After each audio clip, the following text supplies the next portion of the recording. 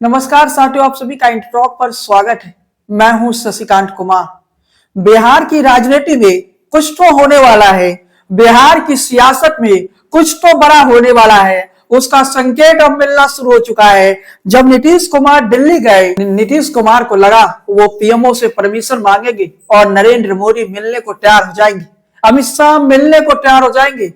अमित शाह नरेंद्र मोदी नीतीश कुमार का most welcome ठीक उसी प्रकार से करेंगे जैसा पहले क्या करते थे। वैसा कुछ नहीं हुआ जो नीतीश कुमार ने सोचा। नीतीश कुमार ने जो सोचा वो अमित शाह और नरेंद्र मोदी ने नहीं किया। नीतीश कुमार ने जो सोचा वो अमित शाह और नरेंद्र मोदी ने नहीं किया। तो मतलब समझ लीजिए कि नरेंद्र मोदी अमित शाह के पास वो 272 का जुगाड़ लग चुका है। वो बैसाखियों पर जो सरकार चल रही है, इस सरकार को अब ये सरकार बैसाखियों पर नहीं चलाना चाहती है। नरेंद्र मोदी अमित शाह 272 के उस आंकड़े को अपने दम पर छूना चाहते। और क्यों नीतीश कुमार का मोस्ट वेलकम करे दिल्ली में, क्यों नीतीश कुमार का दिल्ली में पीएमओ के बुलाकर नीतीश कुमार से मुलाकात करे? क्योंकि नीतीश कुमार के ही पार्टी के विधायक, नीतीश कुमार के ही पार्टी के नेता ललन सिंह और संजय झा जैसे लोग हैं जो लगातार जेडीयू का भाजपाईकरण करने में लगे। ये लगातार बीजेपी के कांटेक्ट में है, बीजेपी के साथ जाने को तैयारी कर रहे हैं। उधर नीतीश कुमार का जो बेइज्जती दिल्ली में अमित शाह और नरेंद्र मोदी ने किया, क्या नीतीश कुमार इस बेइज्जती का स्वीकार कर पाएंगे? इस बार मीडिया में पहले से ही नहीं बताया गया कि नीतीश कुमार नरेंद्र मोदी से मिलने का वक्त मांगे, क्योंकि जानते थे कि वक्त तो पिछली बार मिला नहीं था और इस बार अगर वो मीडिया पब्लिक डोमेन में आ जाए तो फिर से वैसी ही बेइज्जती होगी, वैसी ही जग हसाई होगी जो कि पूर्व में हो चुका है। नीतीश कुमार ये भी नहीं चाहते थे कि जब वो दिल्ली में हो, पीएम मोदी और नीतीश कुमार की मुलाकात की खबर अखबारों में ना छपे। अखबार हो, चैनलों में छपा, लेकिन सब कुछ बेकार हो गया। आज दोपहर को जैसे नीतीश कुमार पटना पहुंचे, उसके बाद ये तय हो चुका था कि नीतीश कुमार का ये दिल्ली दौरा भी बेनतीजा रहा।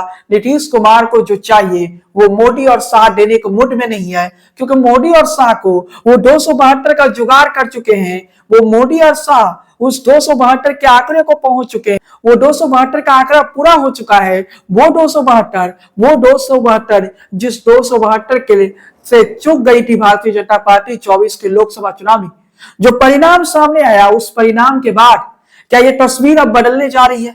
क्या ये नई तस्वीर और नई इबारत को लिखने जा रही है?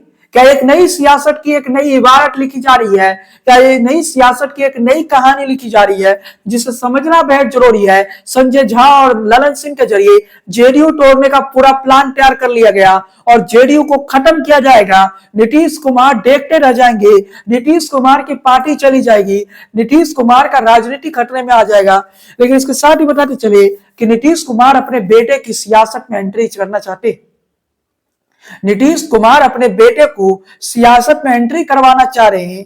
नीतीश कुमार अपने बेटे को राजनीति में एंट्री करवाना चाह रहे हैं। और नीतीश कुमार चाह क्या रहे हैं कि नीतीश कुमार के बेटे भी उसी पद पर रहे जिस पद पर नीतीश कुमार मौजूद है। जब सोचिए, नीतीश कुमार के बेटे को उसी पद पर नीतीश कुमार चाहते हैं जिस पद पर नीतीश कुमार मौजूद है।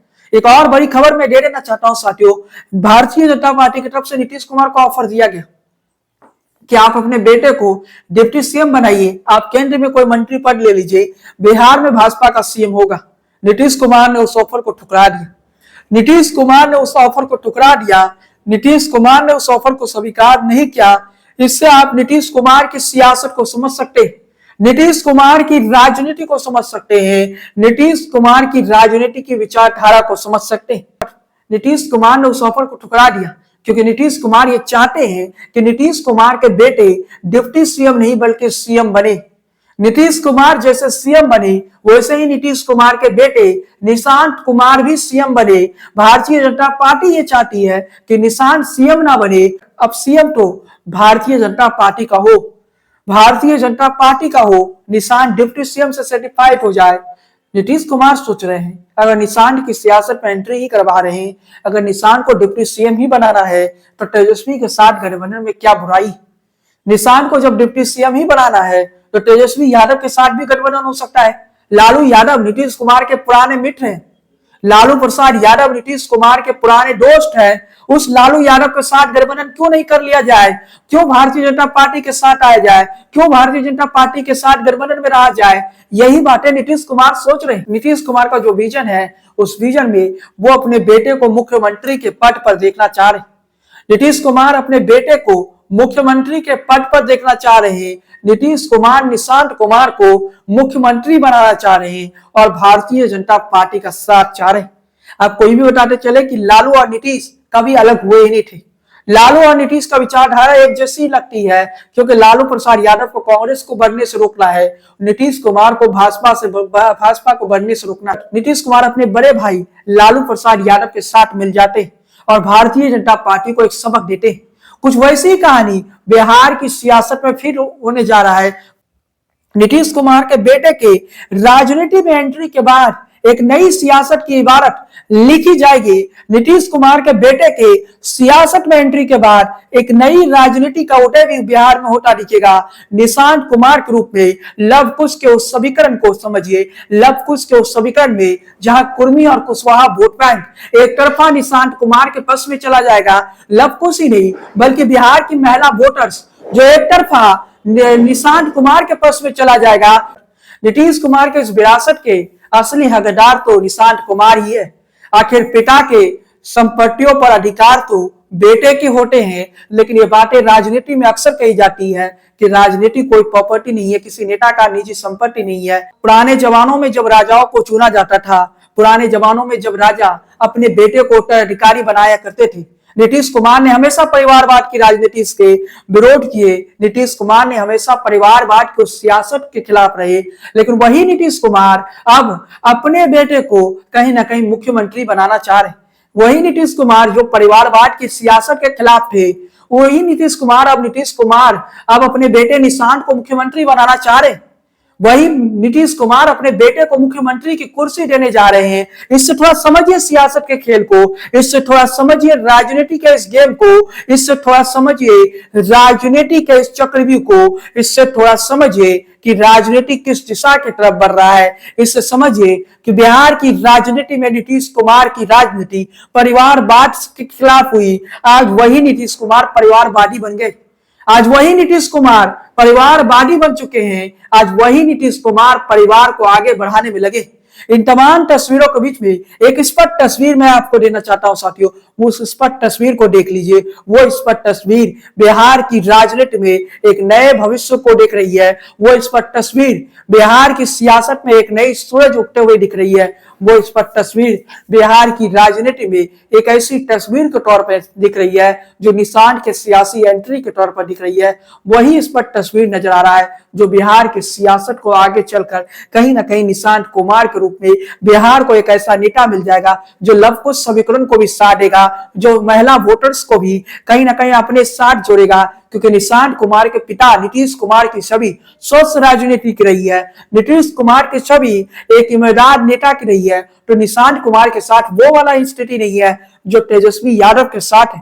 तेजस्वी को तो जनता में ये विश्वास दिलाना पड़ रहा है कि उनके पिता से अलग राज होगा तेजस्वी का, लेकिन नीतीश कुमार के बेटे के सामने ऐसा कोई विकल्प नहीं, क्योंकि नीतीश कुमार का छवि सुशासन वाली छवि है। नीतीश कुमार विकास पुरुष माने जाते हैं और नीतीश कुमार सुशासन बाबू माने जाते हैं।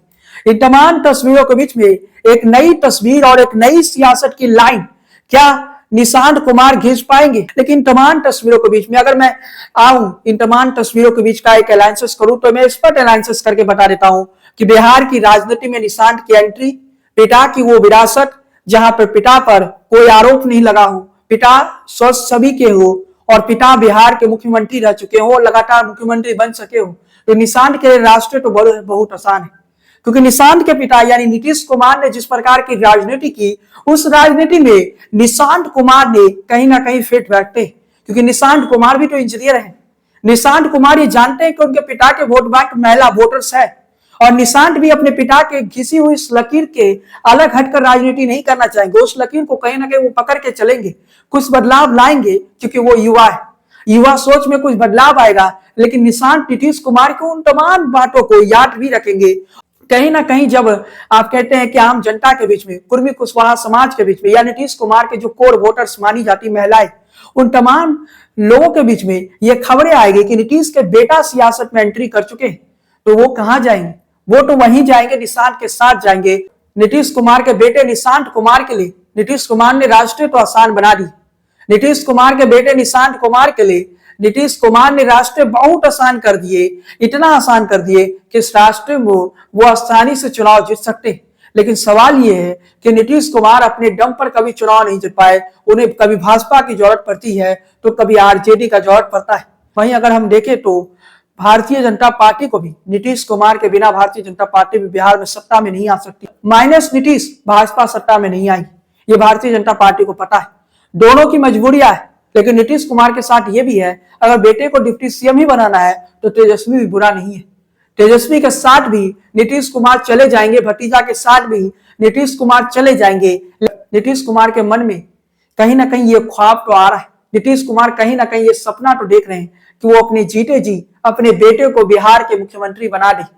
नीतीश कुमार ये सोच तो रहे होंगे, नीतीश कुमार ने आज तक अपने परिवार को आगे नहीं बढ़ाया, लेकिन अब वो जब समय आया तो नीतीश कुमार ने अपने बेटे को आगे बढ़ा दिया। नीतीश कुमार के बेटे के सियासी एंट्री को इस नजरिए से समझिए कि नीतीश ने अपने परिवार को कभी आगे नहीं बताया, हमेशा परिवारवाद के खिलाफ राजनीति की। लेकिन अब जब नीतीश कुमार के बेटे आएंगे तो सवाल नीतीश कुमार से भी पूछा जाएगा, क्या आपने जो परिवारवाद की राजनीति के खिलाफ बोला वो बस चुनावी भाषण था? क्योंकि आपने तो अपने बेटे को मुख्यमंत्री पद का दावेदार तो बना ही दिया है। कहीं ना कहीं कई सवाल खड़े होंगे नीतीश कुमार पर। लेकिन आज की तारीख में नीतीश कुमार का स्वास्थ्य गिरता जा रहा है। उस परिस्थिति में नीतीश कुमार को भी समझ में आ रहा है कि अगर जनता दल यूनाइटेड को जीवित रखना है, आप समझ लीजिए कि नीतीश कुमार अपने बेटे को सियासत में आगे बढ़ाने का प्रयास नहीं कर रहे हैं, बल्कि नीतीश कुमार अपने बेटे के जरिए जनता दल यूनाइटेड को जीवित रख रहे हैं। उस जनता दल यूनाइटेड को जिसे नीतीश कुमार ने बनाया, जिस जनता दल यूनाइटेड को नीतीश कुमार ने इतने सालों से मेहनत करके बनाया, वो पार्टी किसी और के हाथ चले जाए तो उस पार्टी का वोट बैंक क्या उस व्यक्ति के साथ रहेगा, ऑनेस्ट रहेगा? तो जवाब है नहीं। देश में ऐसा कोई क्षेत्रीय दल नहीं है जहां परिवारवाद की राजनीति नहीं होती। कांग्रेस में तो परिवारवाद की राजनीति होती है, नेशनल पार्टी में एक भारतीय जनता पार्टी है और दूसरा कम्युनिस्ट पार्टी है, जिसमें आपको परिवारवाद उतना देखने को नहीं मिलेगा। लेकिन भाजपा में भी परिवारवाद है, सांसद विधायक कई पूर्व मंत्री विधायक के बेटे हैं, ऐसा भारतीय जनता पार्टी में भी है। ऐसा कोई राजनीतिक दल शायद ही होगा जहां परिवारवाद ना हो। लेकिन इन तमाम परिस्थितियों के बीच में क्षेत्रीय दलों को जीवित रहने के लिए कहीं ना कहीं परिवारवाद की उस राजनीति की जरूरत पड़ जाती है। अगर नीतीश कुमार के बेटे नहीं आते तो नीतीश कुमार का कोर वोटर नीतीश का साथ छोड़ देगा। उस परिस्थिति में किस दिशा की तरफ बिहार की सियासत बढ़ेगी ये बताने की जरूरत नहीं। खैर साथियों, चैनल पर पहली बार आए हैं तो सब्सक्राइब वाला बटन दबा दीजिए, बेल आइकॉन की घंटी को बजाना बिल्कुल ना भूले, फेसबुक पेज को फॉलो कीजिए, लाइक कीजिए। जय हिंद, वंदे मातरम।